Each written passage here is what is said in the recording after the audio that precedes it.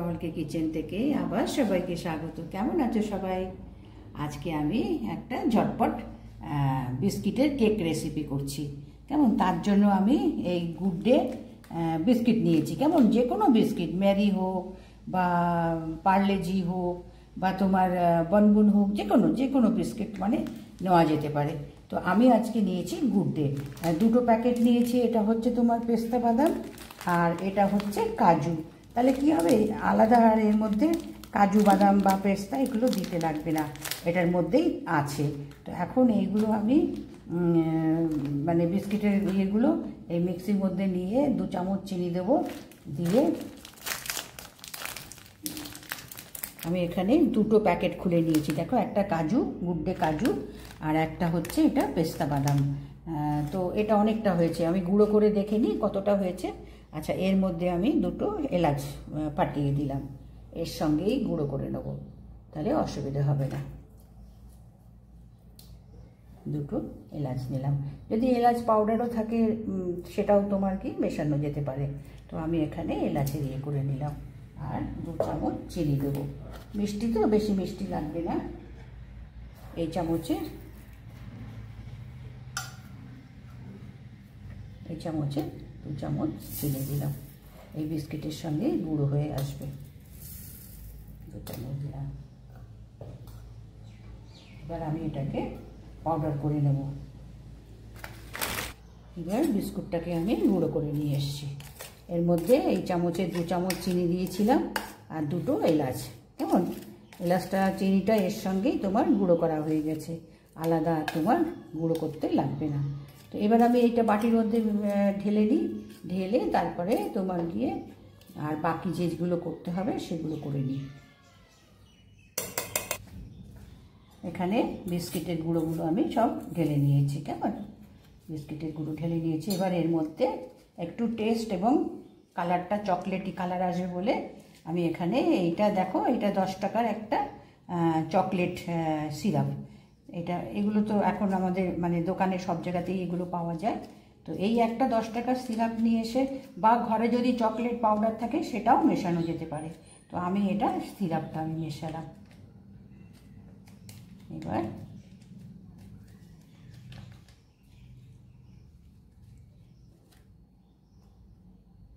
এবার এর মধ্যে অল্প করে করে উষ্ণ দুধ, কিন্তু এটা একবার ফুটিয়ে নেওয়া উষ্ণ গরম দুধ মেশাচ্ছি, বেশি না, একসঙ্গে কিন্তু পুরো না, ভালো করে মানে মিশিয়ে অল্প করে দেব আর এটা মেশাবো। কেননা একসঙ্গে দিয়ে দিলে পরে বোঝা যাবে না যে কতটা তোমার গিয়ে ব্যাটারটা বেশি পাতলা হয়ে গেলে পরে তখন আবার কেকটা আবার ফুলতে মুশকিল হয়ে যাবে। তো সেই জন্য তোমার এটা একটু করে দেবো আর মিশিয়ে ব্যাটারটা করে নেব। তো ব্যাটারটা আমি করে নিই ভালো করে। এবার ভালো করে মিশিয়ে নিয়েছি। কেমন, এটা একটু ভালো করে দেখে নিতে হবে যাতে তোমার ব্যাটারটা এরকম হয়। দেখো, এরকম ব্যাটারটা দুধ দিয়ে সব মিশিয়ে নিয়ে এরকম ব্যাটারটা পড়বে। এবার এর মধ্যে আমি ইনো দেব, বা 1/2 চামচ বেকিং সোডাও দেওয়া যেতে পারে। তো আমার কাছে ইনো আছে, ওই জন্য আমি ইনোটা দিলাম। এটা ছোট চামচের 1 চামচে হয়। এটাকে অ্যাক্টিভ করার জন্য একটু মানে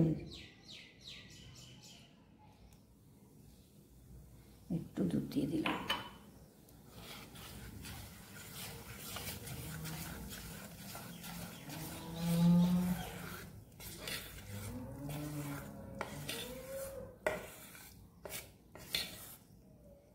ভালো করে মিশিয়ে নিয়ে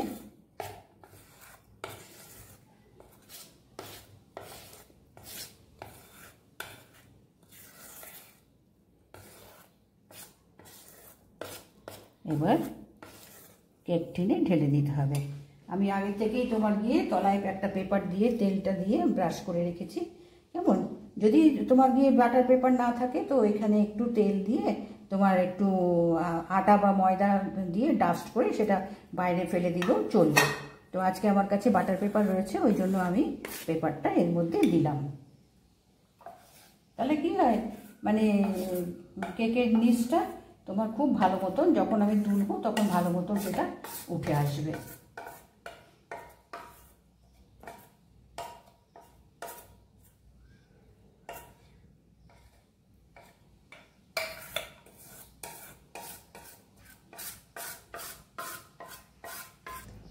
এটাকে আমি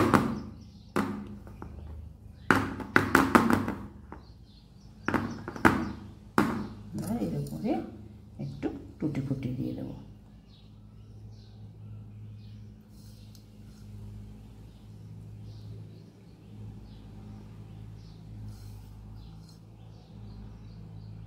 এটা অপশান, এটা দিলেও হবে না দিলেও হবে, কোনো অসুবিধা নেই। একটু খেতে ভালো হবে আর দেখতেও ভালো হবে তোমার বেক হয়ে যাওয়ার পরে।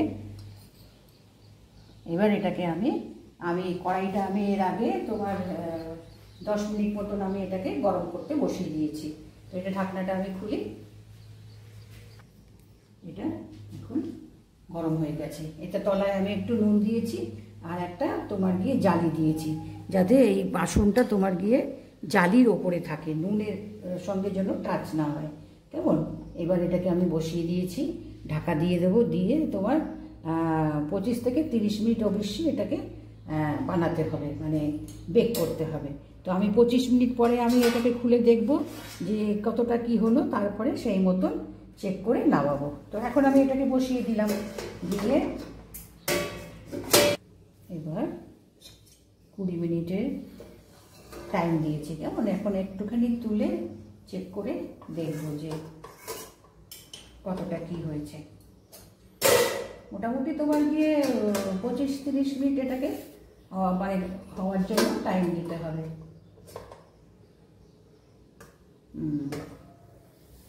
কিন্তু আমার মনে হচ্ছে এখনো মাঝখানটা কাঁচা রয়েছে। তো মাঝখানটা আরও তোমার গিয়ে 5 মিনিট আমি তাহলে করে নিই, ঢাকা দিয়ে দিই, করে নিই। দেখো পুরো এটা হয়ে গেছে, মাঝখানটা একটু বোঝা যাচ্ছে। তো আমি আবার ঢাকা দিয়ে 5 মিনিট রেখে দিই। এবার ঢাকনা খুলে এবার দেখে নিই। হ্যাঁ দেখো, একদম পরিষ্কার, কিচ্ছু হয়নি। এবার আমি গ্যাস অফ করে দিচ্ছি, দিয়ে একে আমি এখন বাইরে বের করে নিয়ে আসবো। নিয়ে এসে এটা রুম টেম্পারেচারে তোমার ঠান্ডা করে তারপরে ডিমোল্ড। কেমন? এখন করা যাবে না, কেননা এখন ভীষণ গরম, এটা যদি আমি নাড়াই তো ভেঙে যাবে। তো এখন আমি এটাকে তোমার গিয়ে তুলে আমি রুম টেম্পারেচারে রাখবো। সাবধান কিন্তু, ভীষণ। এবার কেকটা ঠান্ডা হয়ে গেছে। কেমন? ঠান্ডা হয়ে গেছে, এখন এটাকে ডিমোল্ড করতে হবে। একটু এইগুলো একটুখানি বের করে এগুলো সাইডগুলো একটু ছাড়িয়ে নিই। এবার এটাকে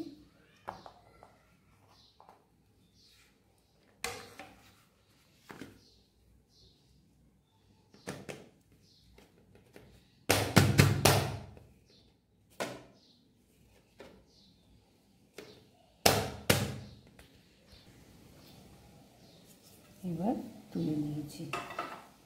এবার এখানে পেপারটা আস্তে করে তুলে নিতে হবে।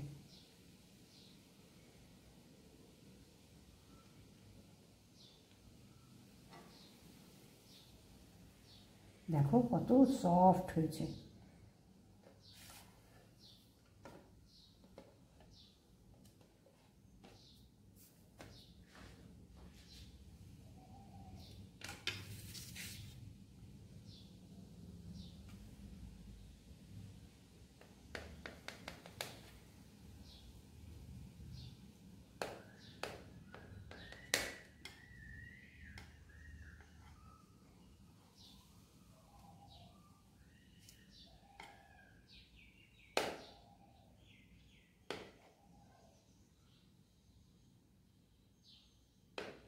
খুব সফট হয়েছে, দেখো। দেখো কীরকম সুন্দর সফট হয়েছে, ভেতরে বেশ ময়েস্ট আছে, ওপরে শুকনো। দেখো, মনেই হবে না যে এটা বিস্কুটের কেক। এত সুন্দর এবং ভালো হয়।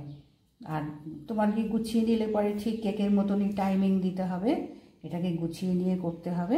দেখো এই জন্য আমি আজকে এই বিস্কিট দিয়ে কেক বানালাম। অন্য সব কেক তো আমরা বানাই, তো আজকে বিস্কিট দিয়ে বানালাম। ঘরে বিস্কুট আনা থাকে, তো অন্য সব কিচ্ছু লাগবে না, উইদাউট মানে বিনা এগলেস। তো এটা তোমার গিয়ে উপোসের দিনেও, বা যেদিন আমরা তোমার শনির মঙ্গলবারে ধরো আমরা ননভেজ খাই না, তো সেদিনও এগুলো বড় বাচ্চা সবাই খেতে পারবে। তো আজকে আমি বানিয়ে এটা দেখালাম। দেখো, ভালো লাগলে নিশ্চয়ই একটা লাইক করবে, সাবস্ক্রাইব করবে এবং আমার এইগুলো সব দেখে কমেন্টস করো, শেয়ার করো, ঠিক আছে?